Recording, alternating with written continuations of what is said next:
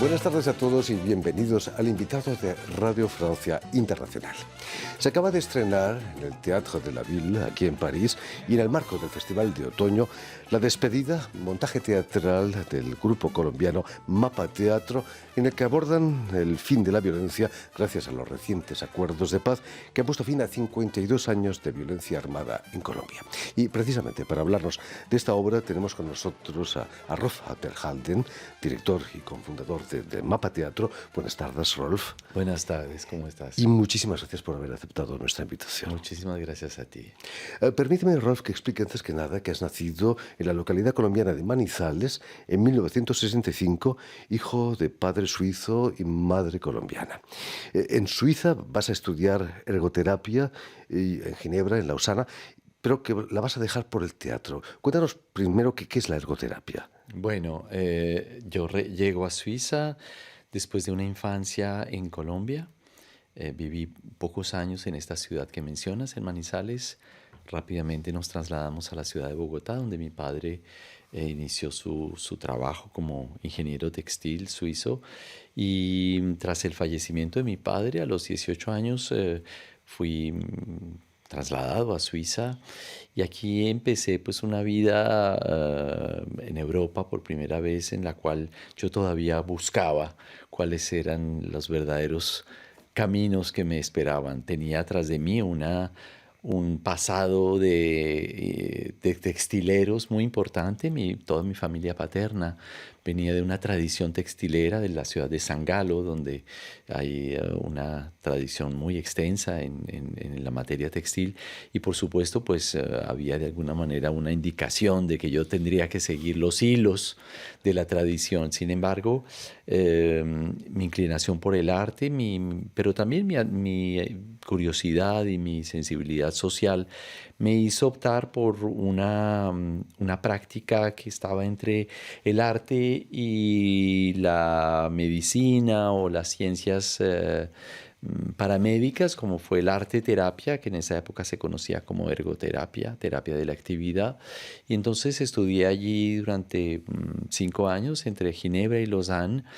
Al término de mis estudios ya sentí claramente que estaba más interesado por el arte y que era tiempo de que explorara en ese campo de las disciplinas artísticas. Entonces me trasladé a París y aquí en esta ciudad inicié mis estudios de teatro en la escuela de Jacques Lecoq, al mismo tiempo que hacía estudios de artes visuales en la Escuela de Bellas Artes. Entonces tuve una formación simultánea, digamos, de postgraduado ya como terapeuta en teatro y al mismo tiempo en artes plásticas. El teatro que se enseñaba en la escuela de Lecoq, de Jacques Lecoq, era muy diferente, me imagino, del teatro que habías visto en Colombia, quizás. Sí, pero incluso del teatro que se practicaba aquí en Francia. Francia era reconocida sobre todo por su conservatorio, por los teatros de texto, por las prácticas dramáticas de esta tradición del teatro francés. Y la escuela de Lecoq era una escuela en su época totalmente sui generis, una escuela aparte que estaba fundada sobre el movimiento y el gesto y la práctica de Lecoq, que formó a muchísimos de los que son hoy en día algunos de los directores más importantes de nuestra época, Ariane Mouchkine, como Ariane Mouchkine, el mismo hoy en día Simon McBurney, el director de la compañía Complicité, William Kentridge. Fueron compañeros míos en aquella época.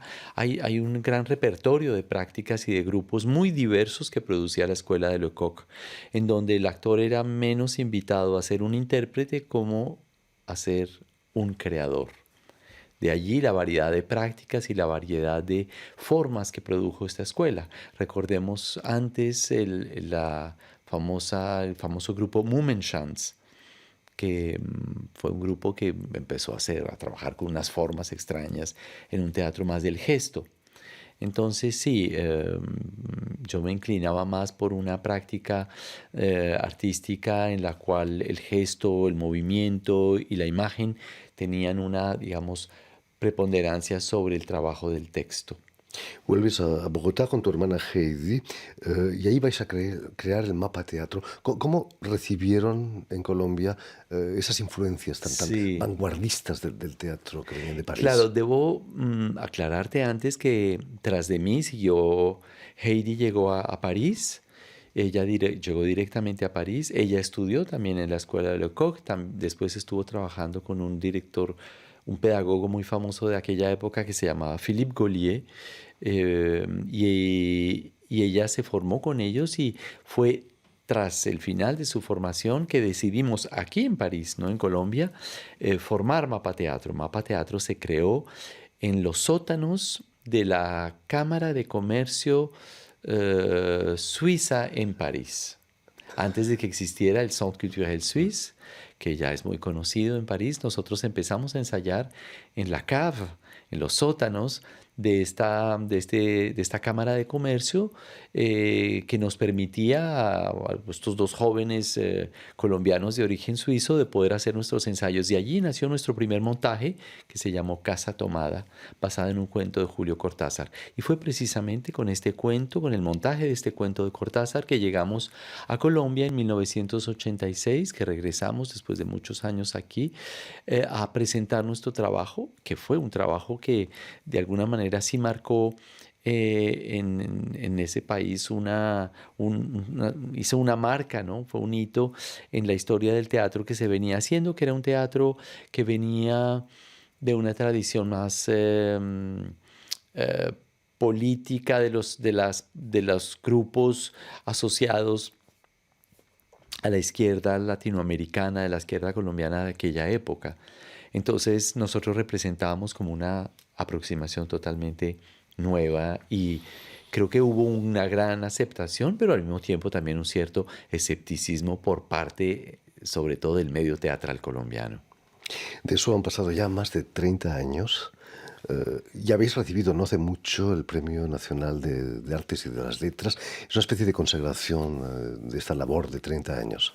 Bueno, no sé si consagración, porque uno siempre piensa que todavía está aprendiendo, que a pesar del tiempo aún le falta a uno mucho por hacer, pero sí, ya son 33 años en que existe Mapa Teatro, en que Heidi y yo hemos consolidado, madurado y creado un proyecto que no es solamente un proyecto de teatral, un proyecto de compañía, sino un proyecto también pedagógico, que es una de las tareas más importantes que Mapa Teatro ha hecho en Colombia. La articulación entre la creación y la pedagogía ha sido una de nuestras tareas en el marco de la Universidad Nacional de Colombia, donde soy profesor desde hace 30 años y donde creé una maestría interdisciplinar en teatro y artes vivas, que es hoy una maestría pionera en América Latina y donde precisamente artistas de todas las disciplinas vienen para seguir trazando tal vez lo que en su tiempo nosotros intentamos trazar como nuevas posibilidades, nuevos caminos de la creación teatral y artística en Colombia y en Latinoamérica.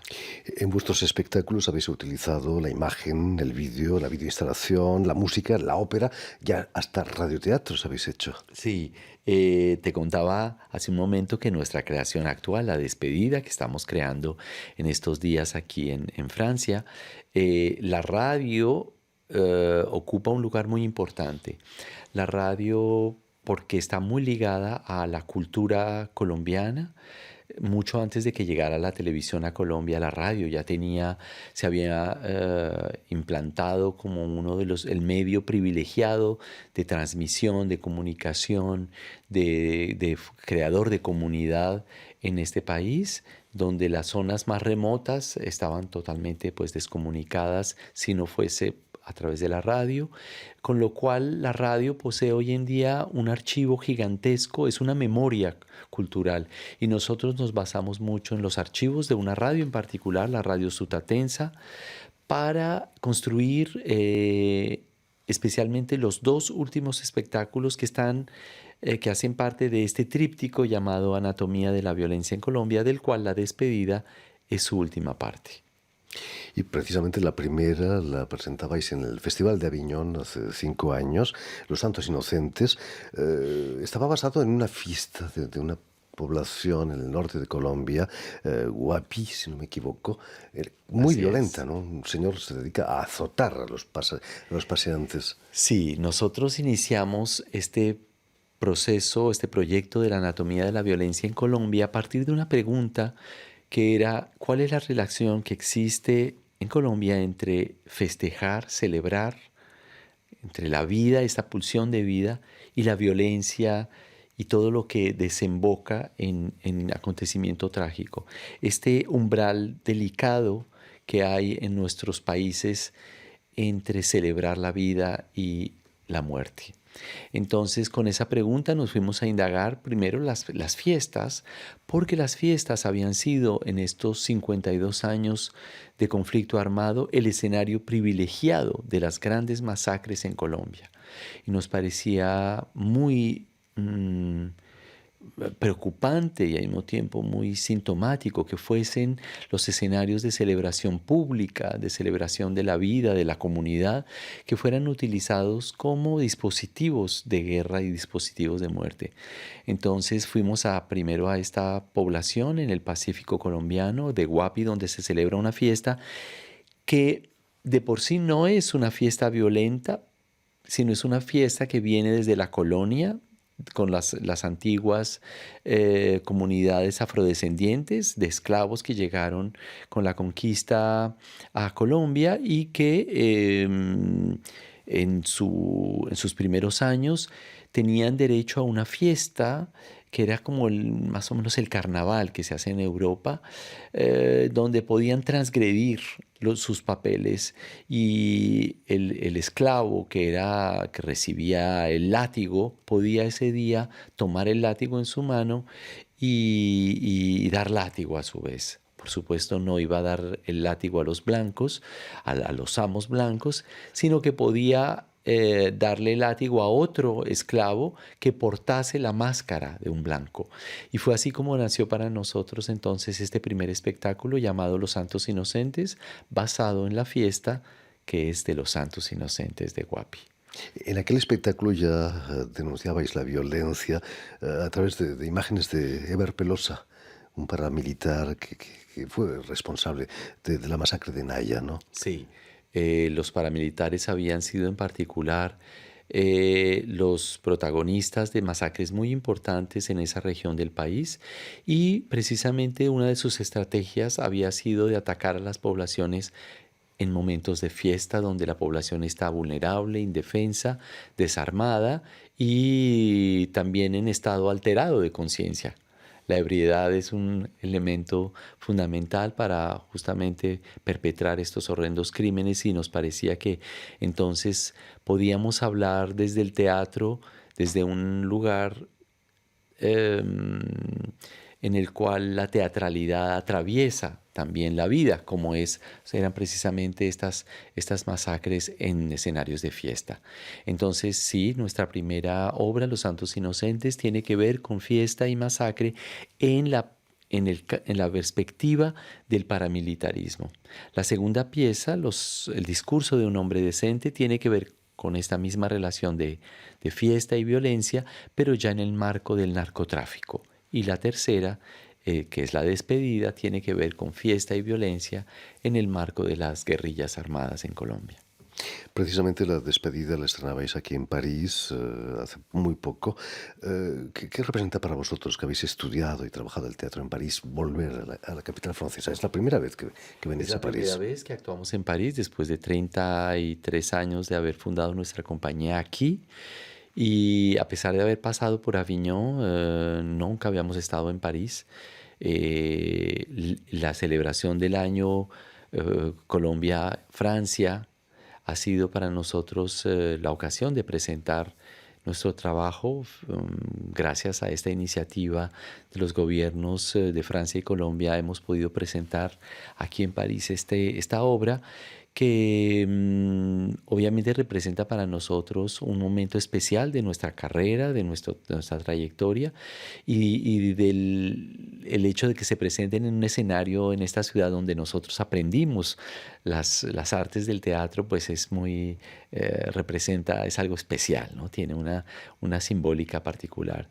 Nuestro teatro también está pues marcado por esta educación francesa, por esta educación europea, pero al mismo tiempo creo que tiene una genuina, después de tantos años de vida en Colombia, una genuina marca colombiana, por lo que es un teatro que hoy en día reúne yo creo que nuestros dos orígenes, europeo y latinoamericano, y conjuga de una manera muy singular, ¿cierto? Los ingredientes, las herramientas de dos culturas tan distintas, ¿no?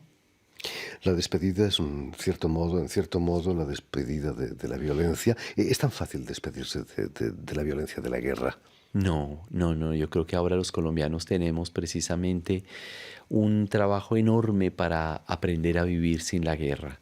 Decíamos hace unos días que tal vez la tarea más difícil para nosotros es cómo vivir sin enemigo. ¿Qué pasa cuando desaparece el enemigo? El enemigo desaparece del campo físico, pero no desaparece de tu imaginación. Hay una representación del enemigo, lo estamos viendo ahora en Europa de una manera muy fuerte, con este gran fantasma que ha inundado las capitales del primer mundo, el llamado primer mundo, con el terrorismo islámico, es que hay un enemigo latente, potente, potencial. Y si bien aquí aparece en nuestras sociedades, ha desaparecido, pero aún debe desaparecer completamente de nuestra imaginación.